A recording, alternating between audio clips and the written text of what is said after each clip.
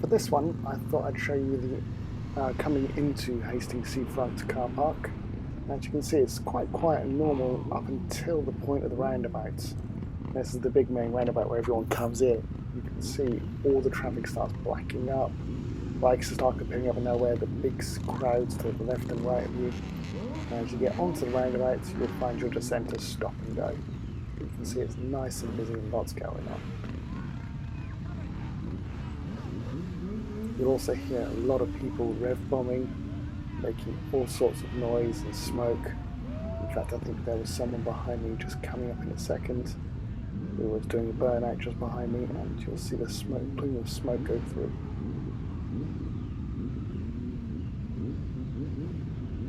This whole area smells of fuel and tyres being melted.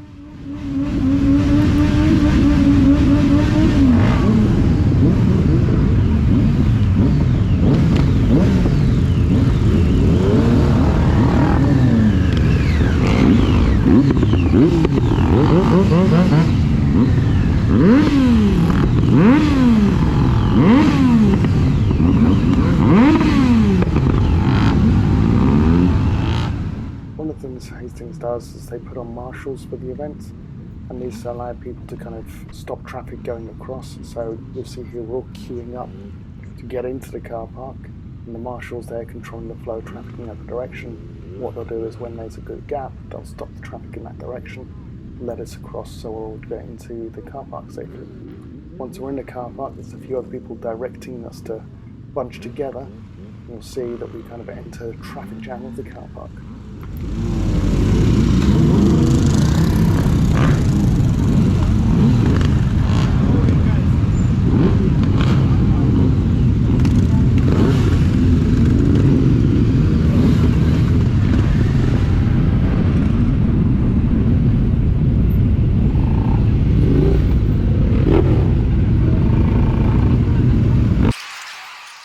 So I've sped up this next section. This is trying to find somewhere to park.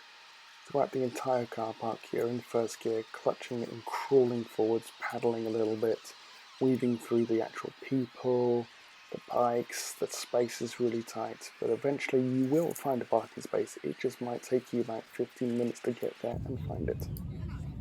This is just a kind of snapshot of the whole area. You can kind of see how big the car park is, how many people are around. I just want to give you an overview of, it's massive.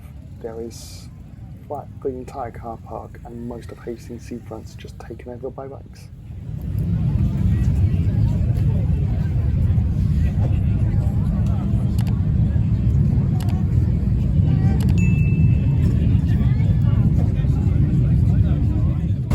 Of course, not everyone coming in makes it under their own power. You can see a quad there being towed and he's got that look of shame. Other bikes coming in, the R75 there I really like the look of. And again, just a few more establishing shots, you can kind of see the scale of people trying to come through. This is a bit more of a open area because everyone's already parked here and they've found a space by the time they get to this point. Just a few of the bikes that caught my eye. BSA is the first time I've seen one on the road, owned by a real person.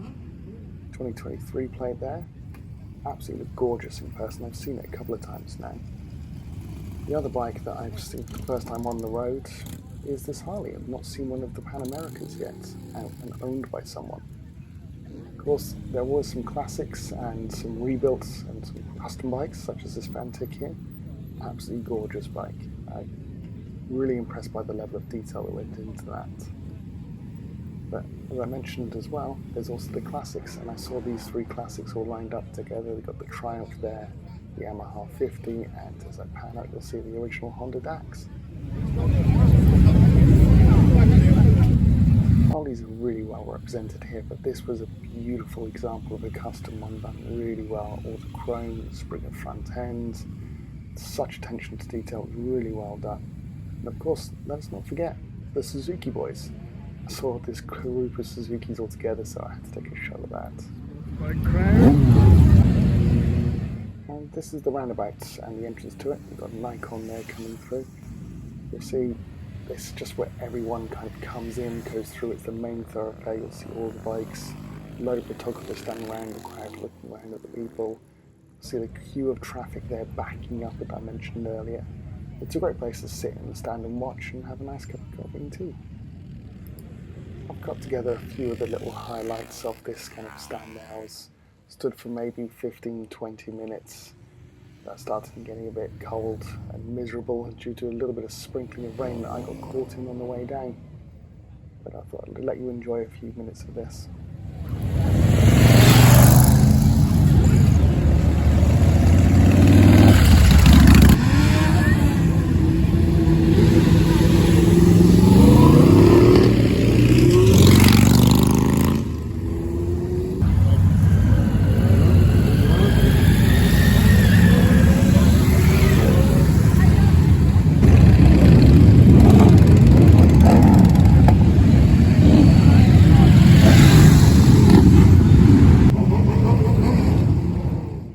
We'll finish up here and just kind of show you the crowds there just forming still, and this was at 1 o'clock, so it carries on throughout the day. I've been here since about 11, so a good couple of hours. Well worth coming down for a day. Do bring earplugs if you've got kids. It's a really loud event, but so much fun and well worth coming to once in a while.